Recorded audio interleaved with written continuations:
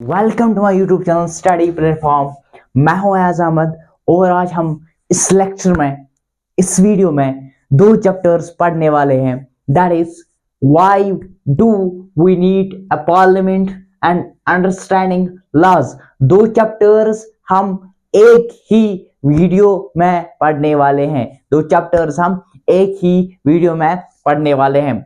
तो अगर आपको याद होगा, मैंने आपको दो चैप्टर्स, यह है chapter number 3 and chapter number 4 polity class 8th, मैंने आपको बताया था इंडियन कॉन्स्टिट्यूशन की बात की थी, हमने सेक्युलरिज्म की बात की थी। मैंने आपको बताया इंडिया सेक्युलरिज्म में क्यों आता है और हमने बाकी चीजें वहां पर अंडरस्टैंडिंग सेक्युलरिज्म एक अलग टॉपिक था और वैसे वो हम उसके साथ भी क्या कर सकते थे, कोलैबोरेट कर सकते थे। ठीक है ना। अब मसला ये था कि जब इंडिया की हमने कॉन्स्टिट्यूशन पढ़ी, अब मसला ये है कि अब लॉ बनाएगा कौन। मसला ये भी है ना, अब लॉ बनाएगा कौन, अब हुकूमत होगी किसकी, अब हुकूमत कैसे तय हो जाएगी, अब कैसे डेमोक्रेसी बनेगी। अब डेमोक्रेसी को तो बनाना भी है ना, हमें डेमोक्रेसी हम कहते हैं, यहाँ पर फॉर्म ऑफ डेमोक्रेसी है। हमने समझा डेमोक्रेसी क्या चीज है, हमने समझा कॉन्स्टिट्यूशन क्या चीज है, हमने समझा इंडिया में कौन सी कॉन्स्टिट्यूशन है। अब मसला ये है, हमने सोचा यहाँ पे 3 लेवल्स की गवर्नमेंट है, यहाँ पे 3 पार्ट्स हैं उसके, जुडिशरी अलग है, एग्जीक्यूटिव अलग है, लेजिस्लेटिव अलग है, लेजिस्लेटिव एग्जीक्यूटिव जुडिशरी, ये सारी चीजें तो हैं। वो करेगा कौन, बनाएगा कौन, बनेगा कैसे, ये तो मसला है। ठीक है ना। अब यही बात, why do we need a parliament, ये जो पार्लियामेंट है, ये जो पार्लियामेंट है, यही इन सब चीजों को बनाता है। ये सब चीजों को क्या करता है, बनाता है। किस चीज को बनाता है, किस चीज को बनाता है, कोई भी बिल पास करनी हो उसको पास कर देता है। ठीक है ना। और कहीं पे भी आपको मिले प्रोटेस्ट, जो लोकसभा की अगर हम बात करेंगे अभी, ठीक है ना, राज्यसभा की बात करेंगे अभी, प्रेसिडेंट की बात करेंगे अभी, ठीक है ना। प्रेसिडेंट तो मैंने आपको बताया था प्रेसिडेंट के लिए कितनी एज होनी चाहिए, वो हमने पिछले वीडियोस में देखे थे। फिर मैंने आपको बताया था कि लेजिस्लेटिव असेंबली में जब हम कॉन्स्टिट्यूएंसी होती है, एमएलए जब रिप्रेजेंटेटिव हम एक बनाते हैं तो उसके लिए क्या एज होनी चाहिए और कैसे वो बनता है, तो वो मैंने आपको बताया था ऑलरेडी इसके मुतालिक थोड़ा सा। ठीक है ना। अब देखते हैं पहले, why do we need a parliament. देखो सिंपल है, पार्लियामेंट किस लिए जरूरत है, पहले हम ये नहीं समझे कि पार्लियामेंट में क्या चीज होती है, पार्लियामेंट की जरूरत क्यों है और किसी चीज की। तब हम कोई चीज काम करते हैं जब हमें पता हो इस चीज में ये बेनिफिट है। कोई बंदा ये पढ़ता है कि मुझे अली मिल जाए, मुझे एक अच्छी सी, फॉर एग्जाम्पल बहुत सारों का यही सपना होता है, मुझे एक अच्छी सी जॉब मिल जाए, ठीक है ना, एक गाड़ी मिल जाए, एक बंगला मिल जाए, फॉर एग्जाम्पल सबों का है, तो मैं नहीं बोल रहा। लेकिन एक जब आपको पता है कि इस चीज में ये फायदा है, इस चीज में ये फायदा है, इस चीज में ये फायदा है, तो हम तब करते हैं। और ऐसे ही है कि पहले हम देखेंगे इसमें पार्लियामेंट में होता क्या है। पार्लियामेंट क्या चीज है, parliament discussion making control the government. Parliament क्या चीज है, पार्लियामेंट वो चीज है, पार्लियामेंट वो जगह है जहां पे डिस्कशन मेकिंग होती है, जहां पे डिस्कशंस किए जाते हैं। और कौन से डिस्कशन किए जाते हैं, इससे पहले मैंने आपको बताया था क्लास 6 के पॉलिटी में शायद, कि एमएलए होता था, एमएलए बी होता था, एमएलए सी होता है। तो फिर वहां पर क्या कर रहे हैं, एक नंबर वाइज हमने देखा था, वहां पे बताया था कि एमएलए 1 बोल रहा है कि मुझे ये काम है, मेरे जो काउंसिल है, कॉन्स्टिट्यूएंसी है, उसमें एजुकेशन सिस्टम वीक है। दूसरा बताता है मैं जो कॉन्स्टिट्यूशन में हूँ वहां पे वाटर की ये है। लेकिन मैं आपको हकीकत में बताऊं, जब से जहां से मैं मतलब यहाँ से मतलब मैं बोल रहा हूँ, जैसे मैंने देखा है, यहाँ की मैं बात करूं तो मुझे नहीं लगता है कि इस टाइम में, जब भी इस टाइम में पूरे दौर में कोई भी बात हुई हो। ठीक है ना। तो discussion making control the government, यानी कि डिस्कशन मेकिंग हो रही है, यहाँ पे लोग एमएलए यहाँ पे आवाज उठाती हैं, मेरे इलाके में ये चीज नहीं है, मेरे इलाके में ये चीज नहीं है। ठीक है ना। और इसके अलावा कंट्रोल द गवर्नमेंट, और ये एक वे होता है कि गवर्नमेंट है और गवर्नमेंट के पास पावर्स है।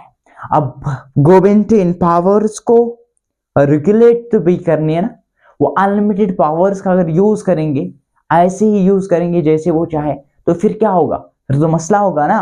वो खुद ही क्या करेंगे, जो वो चाहे मनमानी करेंगे, ठीक है ना, वो भी सही नहीं है ना। तो इसीलिए क्या है, किसकी चीज की जरूरत है, पार्लियामेंट की जरूरत है। Why should people decide, people को डिसाइड करने की क्या जरूरत है, पीपल को डिस्कशन करने की क्या जरूरत है। अगर आपको याद होगा क्लास हिस्ट्री की, क्लास 8th की हिस्ट्री में जब हमने पढ़ा था, क्या पढ़ा था, हमने नेशनल मोमेंट्स की बात की थी, हमने बहुत सारे मोमेंट्स की बात, तभी वो सारी चीजें, तो तभी तो 150 ईयर्स के बाद ब्रिटिशर्स यहाँ से चले गए, जब डिस्कशन हुआ, जब महात्मा गांधी ने, ठीक है ना, बहुत सारे लोगों को, लीडर्स को मिलाए, ठीक है ना, तभी तो हो पाया। अगर महात्मा गांधी एक ही होता, उसके साथ कोई सपोर्ट करने वाला नहीं होता, तो क्या होता, कुछ नहीं होता ना।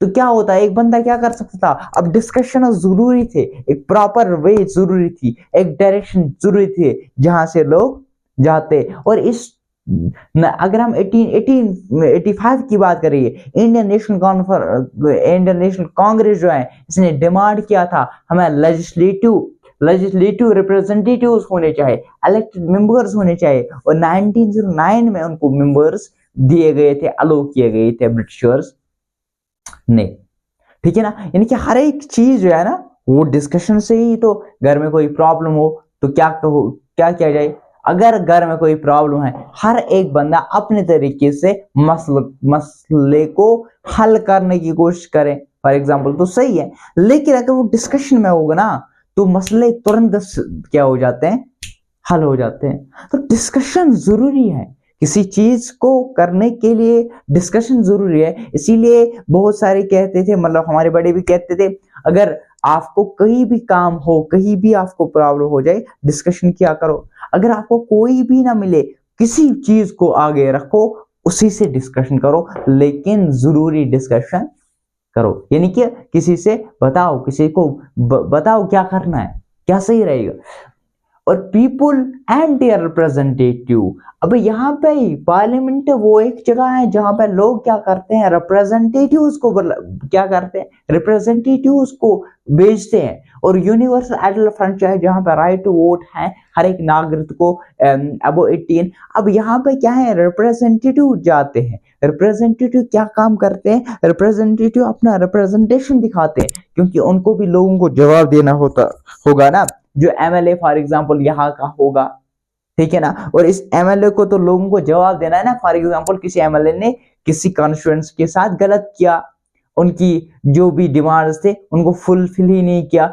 अब 5 साल के बाद तो इलेक्शन तो अनलिमिटेड के लिए तो बनता नहीं है, 5 साल के लिए बनता है वो, ठीक है ना। अब 5 साल के बाद तो टर्न बदलेगी ना, tables will be turned now कि अब ये जो है ना, ये एमएलए तो लोग तो उसको सपोर्ट नहीं करेंगे ना।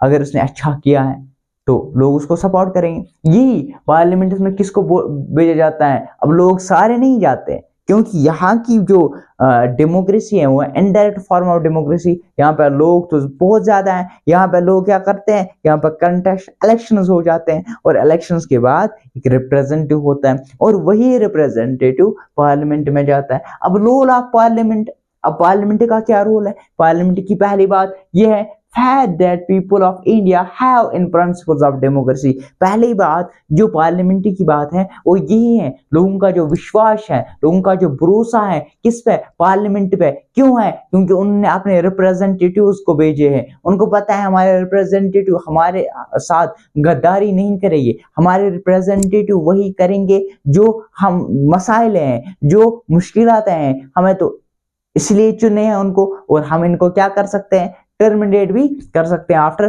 5 years, ठीक है ना। और have immerse power and representatives, इनका पावर बहुत ज्यादा है, और इनको लोगों के द्वारा भेजा गया होता है। लोकसभा की अगर हम बात करेंगे, ठीक है ना, तो यहाँ पे डायरेक्ट इलेक्शन होते हैं लोकसभा में, तो हम अभी डिस्कस करेंगे। यहाँ पे पावर्स क्या होता है, क्योंकि डेमोक्रेसी उनके पास होता है, और हर एक मामले में जो भी कंट्री का मामला होता है वो तो उन्हीं के पास से होता है, उन्हीं के राज्यसभा या लोकसभा या पार्लियामेंट के हाथ में ही होता है। दैट मीन्स कि एक मतलब बहुत पावर इसके पास होता है, ठीक है ना। अब देखेंगे पार्लियामेंट में क्या चीज है, पार्लियामेंट में कौन सी चीज होते हैं, इसमें प्रेसिडेंट, राज्यसभा और लोकसभा होता है। और 1954 से पहले काउंसिल ऑफ स्टेट्स राज्यसभा को कहा जाता था, और house of the people Lok Sabha को कहते थे। और आज क्या कहते हैं, राज्यसभा और लोकसभा। प्रेसिडेंट किसी राज्यसभा और लोकसभा का मेंबर नहीं होता है,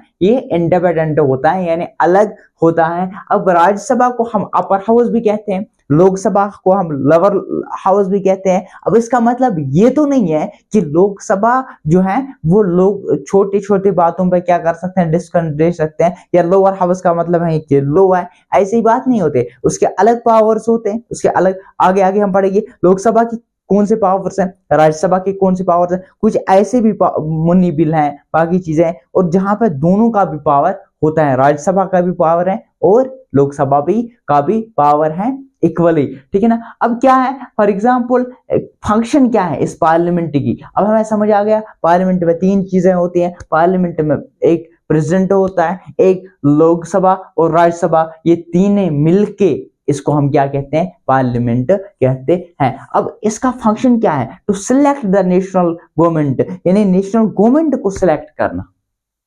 अरे भैया ये क्या मामला है, अब ये गवर्नमेंट, नेशनल गवर्नमेंट यानी क्या, पॉलिटी यानी कि पीएम को सिलेक्ट करना। ओ पीएम को सिलेक्ट करना माने कि एक कंट्री का जो है ना, कंट्री का नेशनल पार्टी, कंट्री का रूलिंग पार्टी बनाना, ठीक है। रूलिंग पार्टी मतलब जिसके पास ज्यादा होंगे, सीट्स होंगे, उसको क्या करना है, उसको तो बनाना है ना। अब बात करेंगे लोकसभा की। लोकसभा में कितने होते हैं, 543 मेंबर्स होते हैं। 2 एंग्लो वो तो चले गए, ठीक है ना, किसी मतलब टेम्पररी के लिए फिलहाल चले गए है ना।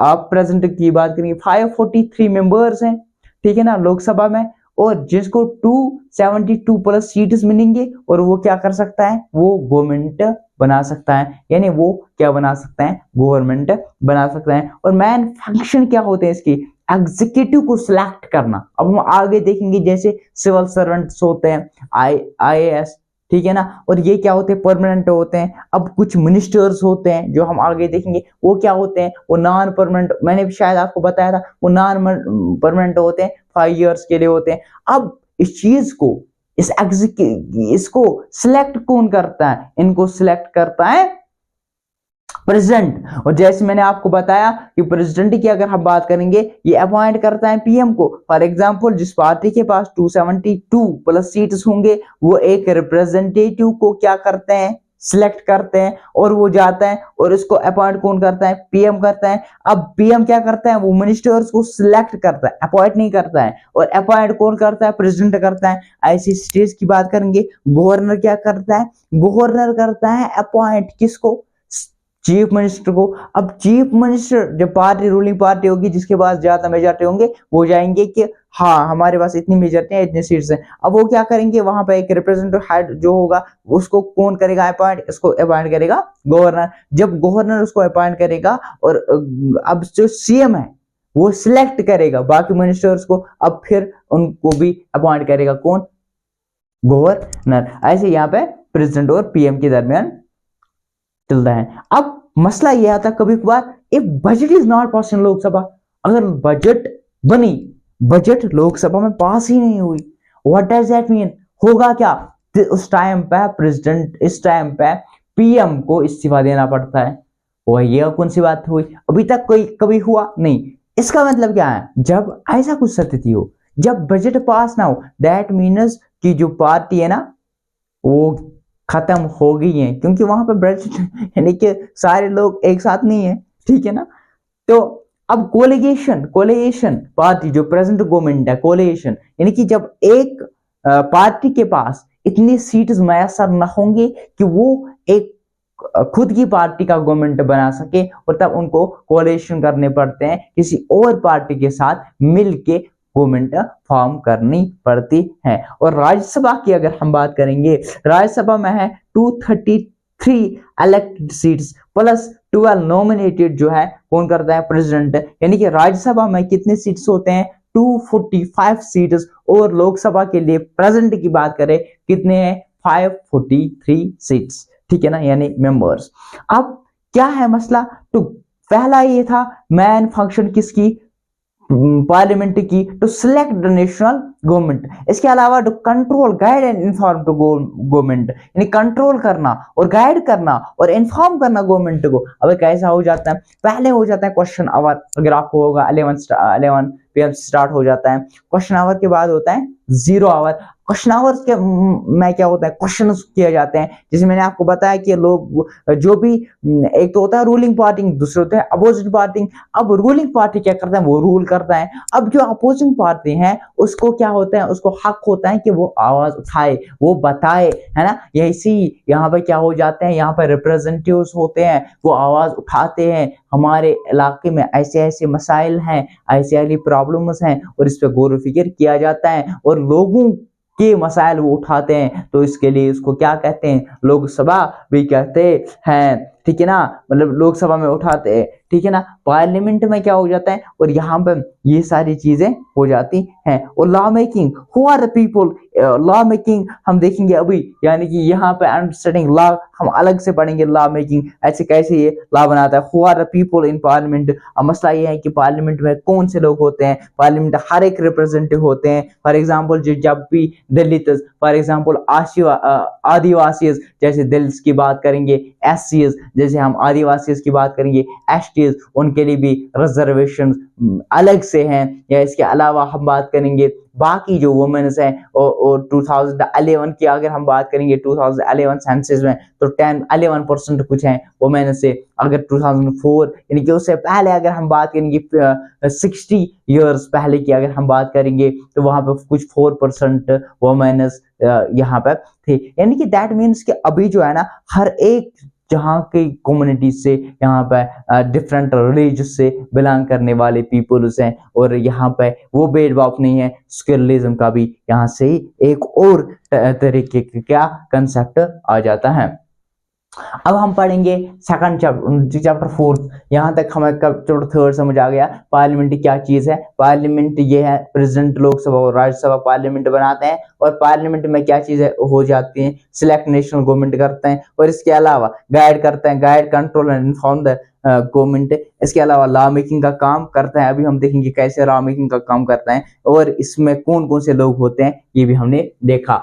अंडरस्टैंडिंग लॉज, आपने सुना होगा कि एज मैरिज जो है ना कितनी होनी चाहिए, या आपने सुना होगा वोट के लिए एज कितनी होनी चाहिए, या आपने सुना होगा बिल्डिंग्स या प्रॉपर्टी को सेल और बाय करने के लिए कुछ रूल्स हैं।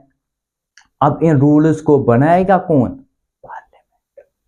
अब इन रूल्स को बनाएगा कौन, पार्लियामेंट, ठीक है ना। यही चीज लॉ अप्लाई फॉर ऑल, ये भी दूसरा हमारा दिया हुआ है कि law apply for all, there is no discrimination based on the creed, based on the colour, based on the sex, based on the religious, based on the peoples why they are born. किस चीज में, इन सब जगहों पर कोई भी discrimination नहीं है, as per the law, as per the article 15। यानी कि यहाँ पे प्रेसिडेंट, इवन कि president is not about the law, even as per the Indian constitution, president is not about the law. इनके हर एक जो है वो क्या है, वो कानून से बंधा हुआ है, वो कानून से बंधा हुआ है, वो लॉ से बंधा हुआ है। और अगर हम बात करेंगे, यहाँ पे बताया गया था कि ब्रिटिशर्स ने यहाँ पे लॉ लाया, और कुछ चीजें ब्रिटिशर्स ने क्या किए। फॉर एग्जांपल हम कहेंगे सेडिशन एक्ट 1970, और या रिवॉल्ट एक्ट की बात करेंगे। यहाँ पे क्या होता था, सेडिशन जो एक्ट लाया था 1870 में, यहाँ पे ये बताया गया था जो भी लोग, जो भी बंदा क्या करेगा, और गवर्नमेंट ब्रिटिशर्स के खिलाफ बोलेगा, ये कहेगा कि ये काम सही नहीं हो रहा है, और कुछ ऐसा मतलब बताएगा, और उसको क्या लिया जाएगा, उसको विदाउट एनी बेल उसको जेल में सलाखों के पीछे डाल दिया जाएगा। और लोग इसके लिए क्या उठे थे, लोग उसके लिए लोग तो उसके खिलाफ भी हुए थे, या रोलाट एक्ट जो महात्मा गांधी, ठीक है ना। और हिंदू सेशन एक्ट जो कि 1956 में लाया गया था, वहां पे ये बताया गया था कि ओनली मेन जो है उनको प्रॉपर्टी मिलेगी। और जब हिंदू सेशन एक्ट 2005 पिटीशन हुई थी जब, ठीक है ना, वहां पे एक औरत ने क्या उठाई थी, और फिर एक राइट इक्वलिटी में से आर्टिकल, ठीक है ना, वहां से बताया गया कि अब इक्वलिटी, राइट इक्वलिटी है, ठीक है ना। यहाँ पे गर्ल्स को भी मिलेगा और बॉयज को भी मिलेगा, ठीक है ना। ये थी कहानी। और how to new laws come about. अब ये न्यू लॉज कैसे हो जाते हैं, इसकी बहुत कहानी दी हुई है। फॉर एग्जाम्पल कोई इसलिए जाता है कि मेरा जो शौहर है वो मुझसे बुरे बर्ताव करता है, कोई बताता है मेरा बेटा जो है बुरे बर्ताव करता है। अब जब लोग निकलते हैं, अब जो वुमेन्स निकलते हैं, अब जब लड़के निकलते हैं, अब जब बॉयज निकलते हैं, क्या मसला है, कोई भी मसला हो, जब उसके खिलाफ आवाज उठती है, जब उसकी अपोजिशन में आवाज उठती है कि हमें ये चीज क्या नहीं होना चाहिए, तब एक लॉ बनता है, ये बैन किया जाता है। अगर कोई चीज चाहिए, फॉर एग्जांपल कहीं पे कोई भी मसला आ जाए और वो क्या करते हैं, वो टेलीविजन के जरिए, वो न्यूज पेपर्स के जरिए, वो सोशल मीडिया के जरिए, वो फेसबुक के जरिए, वो इंस्टाग्राम के जरिए, है ना, वो बाकी जो भी यूट्यूब के जरिए इन चीजों को हाईलाइट करते हैं। और फिर क्या, गवर्नमेंट इस चीज को गौर फिक्र करते हैं और फिर लॉ बनाए जाते हैं। फॉर एग्जांपल मर्डर केस करेंगे या रेप की बात करेंगे, कंटिन्यूस आजकल ऐसे वाक़ात आ जाते हैं। और जब प्रोटेस्टर्स कंटिन्यूस चल रहे हैं, अब होप सो कुछ ऐसा आ जाए, ऐसा लग जाए, कुछ ऐसे कानून आ जाए, को उनको बेहेडेड की जाए या कुछ ऐसा, क्या हो सकता है वो तो नहीं पता, लेकिन कुछ ऐसी उम्मीदें हैं कि दैट मीन्स कि यहाँ से ये चीजें हैं, ठीक है ना। और अनपॉपुलर एंड कंट्रोवर्शियल लॉज, कभी कभी ऐसा भी हो जाता है, कभी कुछ अनपॉपुलर लॉज या कंट्रोवर्शियल लॉज भी आ जाते हैं। फॉर एग्जांपल गवर्नमेंट ने कुछ चीजें बताई जो उन्होंने लॉ पास किए और वो लीगल भी था, लेकिन कहीं कहीं पे आपको नजर आए एज पर द गवर्नमेंट वो लीगल था, लेकिन एज पर लोग जो पीपल्स हैं उनको नहीं लगा, ये सही नहीं लगा, और वो इसके खिलाफ प्रोटेस्ट करने लगे, उसके रैली खिलाफ रैलीज निकालने लगे। और जैसे ऐसी स्थिति हो गई, जब ऐसी कुछ कहानी आ गई, जब ऐसे माजरा हो गया, और गवर्नमेंट भी इस चीज को रिथिंक करते हैं, और अगर उनको लगे, लोगों को लगे ये चीज सही नहीं हो रहा है, और वो कोर्ट्स में भी जा सकते हैं, और कोर्ट्स जो है ना वो भी इस चीज को एनालाइज करते हैं, ठीक है ना, फिर अपना फैसला देते हैं। और आपको याद होगा कि अफ्रीकन अमेरिकन वुमेन जिसने रिफ्यूज किया था व्हाइट मैन को 1 दिसंबर 1955, और फिर जब क्या किया था, वो बेचारी थकी हुई थी, अब उसने सीट देने से मना किया था उस व्हाइट मैन को, बोला कि नहीं, मैं आपको इस बस में सीट नहीं दूंगी, आपको खड़ा रहना पड़ेगा। और वो बेचारी क्या हुई, और उसको डिस्क्रिमिनेशन ऐसी चल रही थी उन बेचारियों के साथ, वो ब्लैक पीपल्स के साथ, उनको जो वाइट पीपल्स हैं उनके साथ खाना भी नसीब नहीं होता था, टॉयलेट्स अलग थे, स्कूल्स अलग थे, ठीक है ना, पुलिस स्टेशंस अलग थे, फैसिलिटीज अलग थे, हॉस्पिटलिटी अलग थे, बुक्स अलग थे। और इस चीज को फिर सिविल राइट्स एक्ट 1964 में दिया गया, जहाँ पर प्रोहिबिटेड लगाया गया discrimination based on the race, reason of national origin in the USA में इस चीज को बैन किया गया। तो ये कब हुआ, जब लोग उठ गए, ये कब हुआ जब ऐसे कुछ प्रोटेस्ट हुए, ये कब हुआ जब रैलीज निकल गए। ये थे understanding laws and why do we need a parliament की बात की है। अब मेकिंग लॉज का काम भी कौन करता है, पार्लियामेंट करता है। ये चीजें हमने देखा, ठीक है ना। अब मिलते हैं अगले लेक्चर में, तब तक बने रहे हमारे साथ, हमारे यूट्यूब चैनल के साथ study platform. Like share subscribe करना और बेल आइकन दबाना ना भूलिएगा।